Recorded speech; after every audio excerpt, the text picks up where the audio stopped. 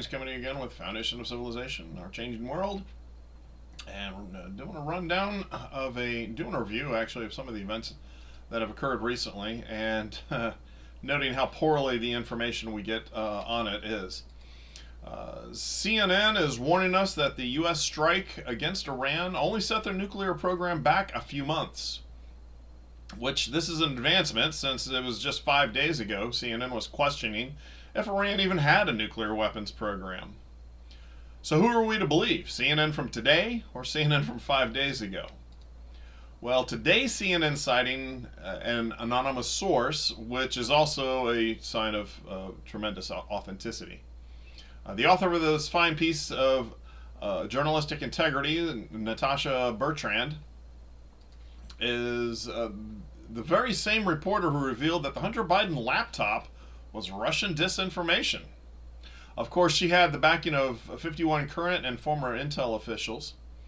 The same laptop ended up being used as evidence in court in a trial against Hunter Biden.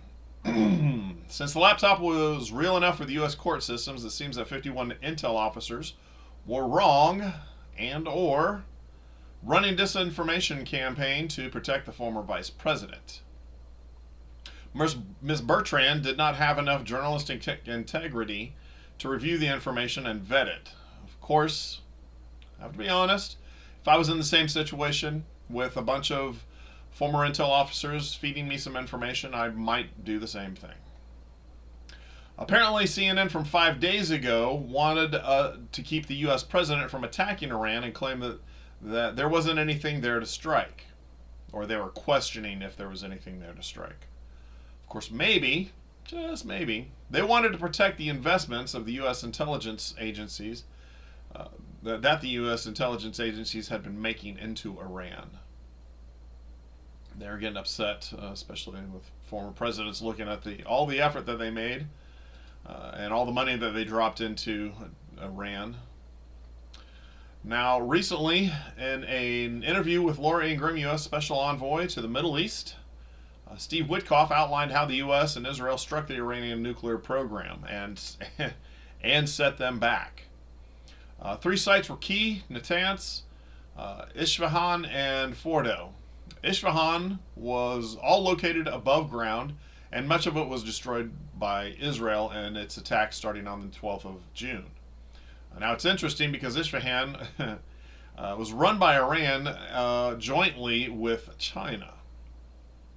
It's essentially China's nuclear facility. China provides the backing and a lot of the backing and the intelligence and the science behind the work that's going on there.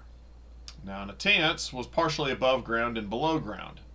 Israel destroyed the above ground and struck the below ground. Fordo was the only site that Israel could not strike because they didn't have the ability to strike facilities that were that deep. The Fordo was buried deep inside a mountain or a hill site, believed beyond 200 feet below. I think it was actually supposed to be about 300 feet below. The only country that could make that kind of attack was the United States with its GBU-57s. And we successfully launched B-2s, avoiding detection by Iranian radar and politicians, Washington, D.C. politicians. Skipped right over them and were able to get to their targets undetected and strike the targets. It was only on the way home that anybody knew that anything had happened. Now what should we be doing here? I want to make sure that everybody understands that Iran was dangerous. They were the world's #1 sponsor of terrorism. They built terror networks all across the Middle East and the globe. They reached across the religious, I don't want to say so much religious divide, but they reached across the Sunni and Shia divide and funded and supplied weapons to I want to say Hamas, which is primarily Shia, and Hezbollah, which is primarily Sunni, if I remember correctly. They also supplied the Houthis and the Iranians and the Chinese supplied the Houthis with information so they could attack facilities or ships coming up and down the Red Sea. For many, many years, especially after the invasion of Iraq, the IRGC, Iranian's Revolutionary Guard Corps, coordinated attacks on U.S. troops in Iraq and Syria and other locations. And the Pentagon assessed that at least 603 U.S. personnel deaths in Iraq during Operation Iraqi Freedom were the result of Iran-backed militants. These deaths were caused by a number of things. Explosively formed penetrators, improvised explosive devices, and sniper fire. So what's next?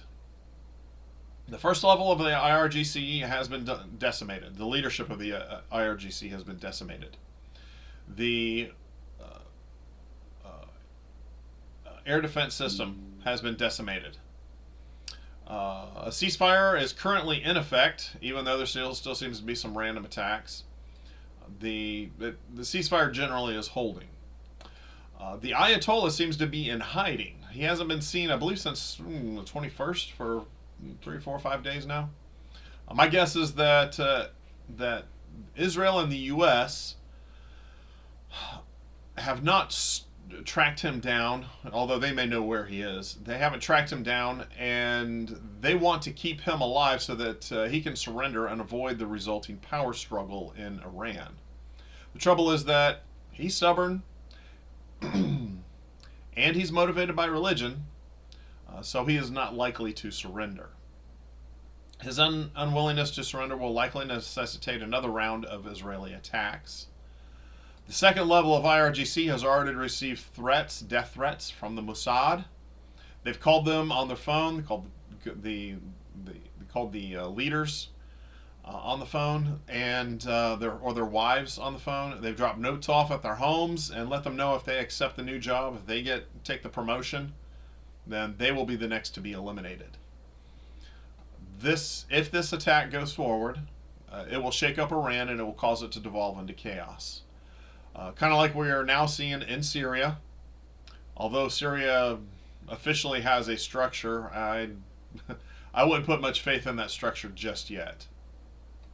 It's also the chaos that I expect to see is kind of what we see in Libya today. Who knows how all this will end? These are just my suppositions based on the information that I have. The bigger question is, how will China react after all of this conflict and one of their big oil suppliers is shut down? Well, who knows?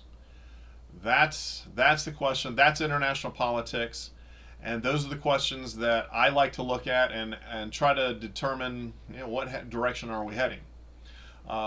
Thank you very much for listening to me today, and I hope that you guys are doing well. You're paying attention to what is going on, and you're noticing where we're headed, what's going on next. I know China is trying to ramp up and get ready to go take Taiwan.